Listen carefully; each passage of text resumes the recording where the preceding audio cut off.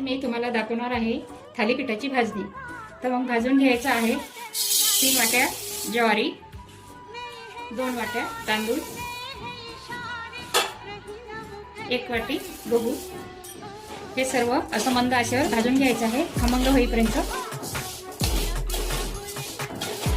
5 ते 7 मिनिटं भाजून झालेलं आहे खमंग।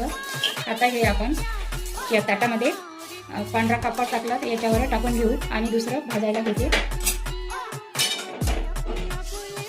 अख्खे हरभरे घेतलेले आहे 1 वाटी, मूग घेतलेले आहे 1 वाटी, मसूर घेतलेला आहे 1 वाटी, उडदाची डाळ घेतलेली आहे 1 वाटी। हे मंद आचेवर भाजून घ्यायचं आहे।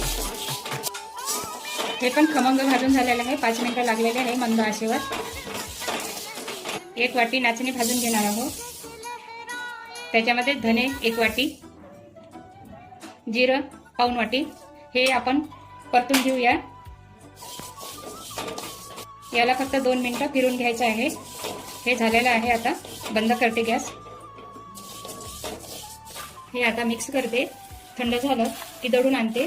थोडंसं आपल्याला दळण्यापेक्षा किंचित जाडसर दळून आणायचं। असेच हलके फुलके थालीपीठ होण्यासाठी हे थोडंसं जाडसर दळून आणावं लागते। हे कडधान्य असल्यामुळे याच्यामध्ये फायबर, प्रोटीन भरपूर प्रमाणात आहे। हे आपल्या शरीरासाठी आवश्यक आहे। शरीरासाठी हे खूप पौष्टिक आहे। थालीपीठाचं दळून आणलेलं आहे, लगेच आपण करायला घेऊ शकतो थालीपीठ, किंवा याची चकली पण खूप छान होते।